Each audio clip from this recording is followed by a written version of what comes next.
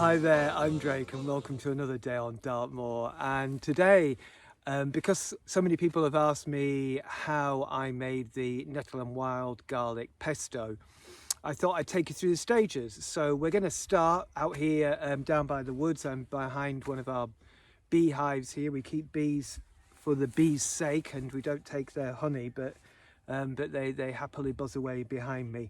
And I've come down here, I'm getting some nettles now, and I'm wearing gloves because I don't know, these ones are particularly potent. And it's funny how nettles can be stingier than in some places rather than others. Here they're really stingy. And because I want to get the sweetest kind of tips of them, they're the bits that sting the most. So thank you, nettle. And here we go. So that's just the very tip of the nettle that I'm taking.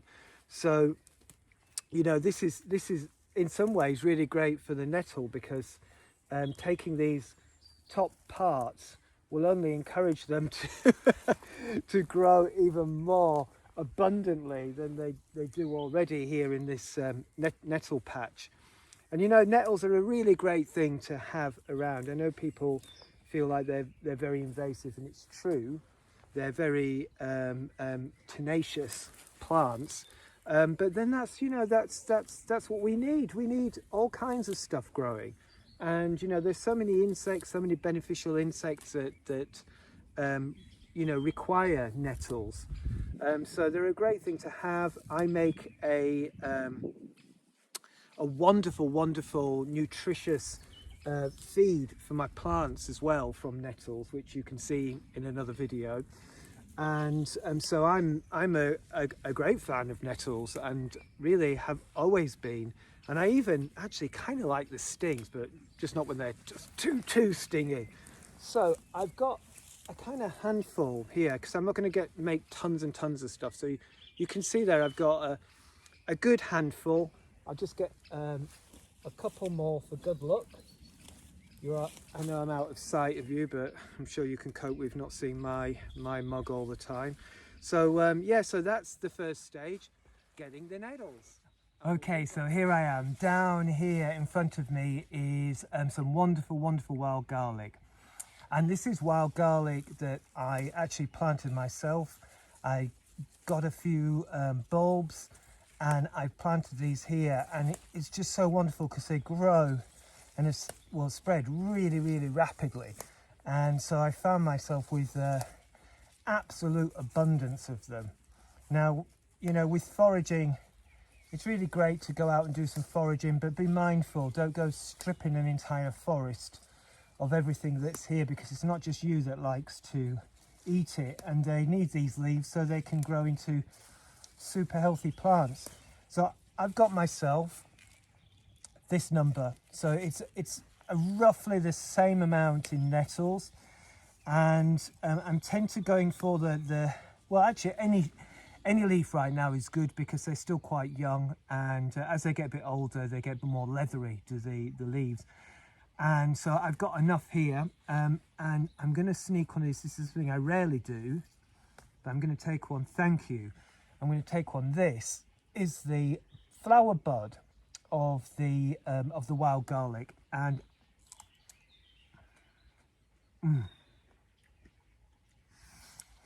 I kid you not, this is absolutely one of the most beautiful flavors in the world.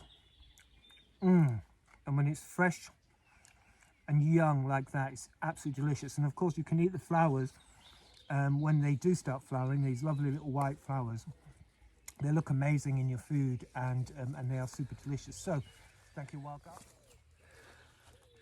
Okay, so we're down by the campfire now, and I'm just starting to toast some pine nuts.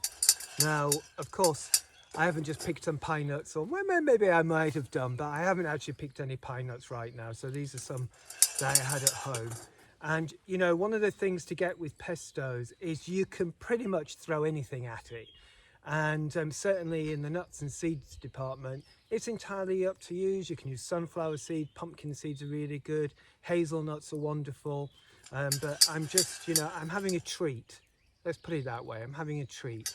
And my treat is to have some pine nuts. So there you can see, I don't know if you can see there, they all are in this pan here. So that's sitting over my fire right now, over the embers, and I'm going to let that toast for a few minutes until it goes a nice golden brown. That's what you're looking out for, a nice golden brown. So we'll let that get on with it. Yeah, now, so I've got my wonderfully toasted pine nuts. And as you can see, if you can see, they've gone a lovely kind of golden brown. Some of them have caught a little bit. They've got a lovely smell to them, my goodness, really nice, because they've picked up some of the smoke from the fire, which is an added bonus. So what I'm just going to do now is I'm just going to crush these, just pound them and mash them down. And it's easier to do this now than at any other point. And you know, I know you can put this through a food processor, that's fine to do as well, but you know, there's nothing quite like getting up close and personal to the ingredients that you're working with. You know, you get a sense of them, a feel for them. And you know, I'm bashing away at these pine nuts, and you can see how wonderfully oily they are just by how softly they crush down, and the aroma that keeps coming off from them, this wonderful slightly smoky flavor. As I said, it's because it's picked up some of the smoke from the fire, and it's just like, my goodness, you don't get that in your kitchen so much, you know.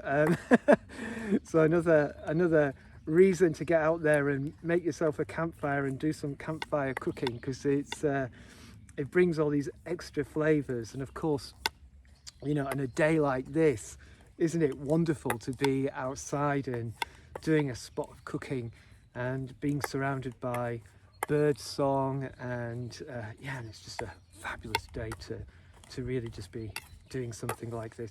Now, you could keep just going and going and going and going and going at this, and it's really down to an individual's taste, how much you want to mash your pesto down, how powdery you want to make your nuts or your seeds.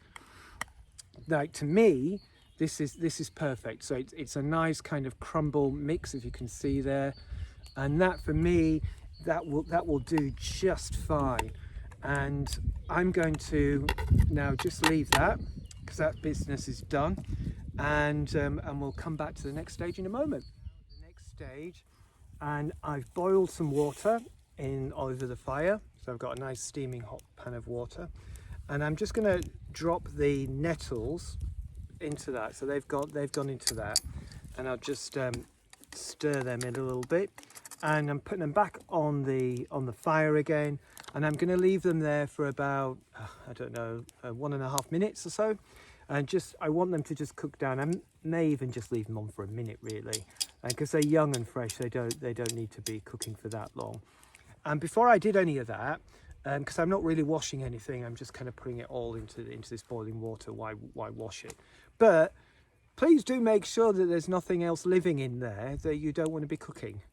So lots of insects and creatures might be crawling around in there. So do the universe a favour and shake them out, shake out anything that's there, and hopefully that will get most of the little critters out that you don't really want to be eaten.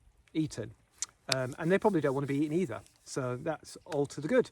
So we're going to leave that now, as I said, for about a minute, and for about, I don't know, 10-20 seconds I will throw in the garlic leaves, just so they're nicely wilted down. I'll keep a few back because I like to keep some which are fresh, because it keeps the garlicky flavour better than when they're actually cooked. But I will put them in towards the end, and we'll come to that in a moment. Hi, hello there. So you're with me now for the next stage, and after the nettles were boiled and after I'd added the wild garlic, I plunged the whole lot in cold water, and now we've got a bundle of wonderful green stuff, and I'm just going to just squeeze out some more of the water that's in there. Actually really tasty stuff, this, because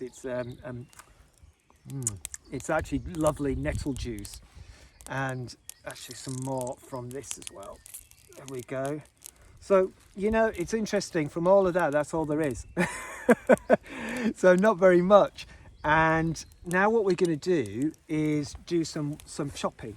So I'm here with my trusty knife, and we want to do it as fine as possible, and just, you know, and it is glorious. Look at that. Look at the wonderful colours that are coming through there. I hope you can really see that.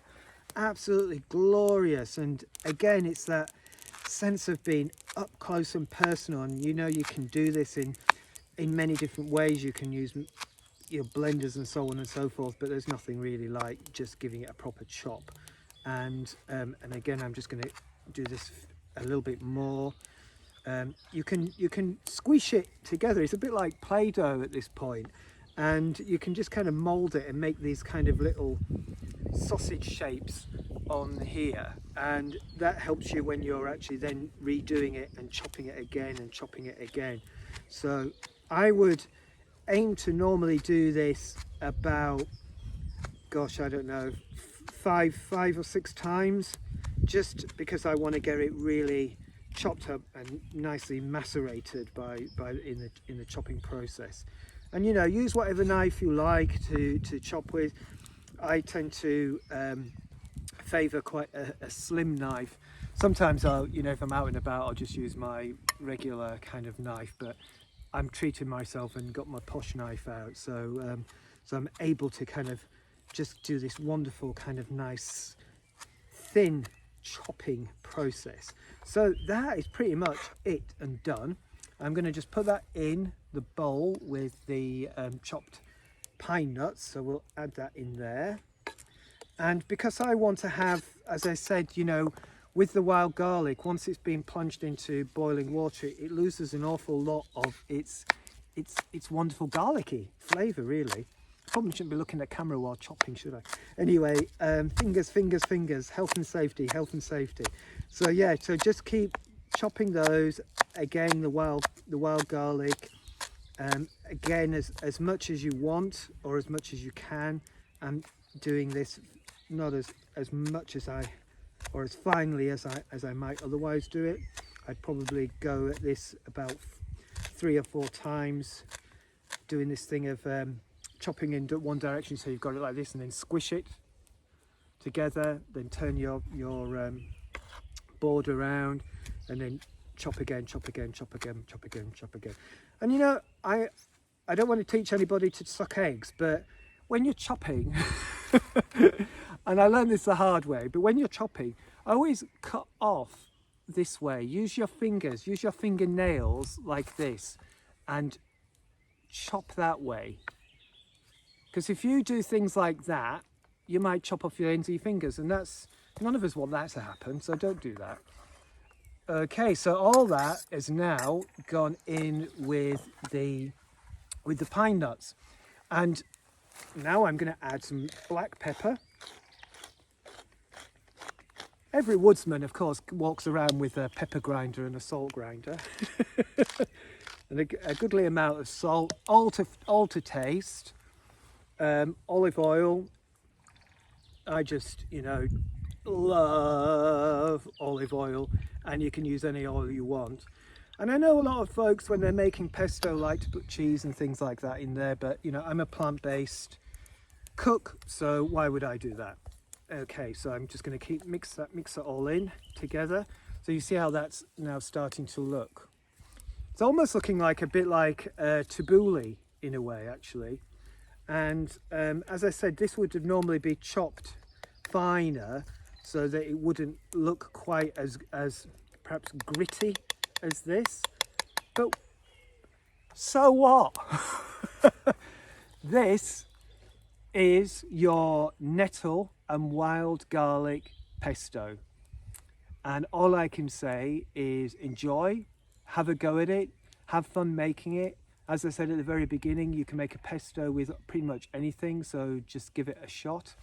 And I am going to excuse fingers, he said.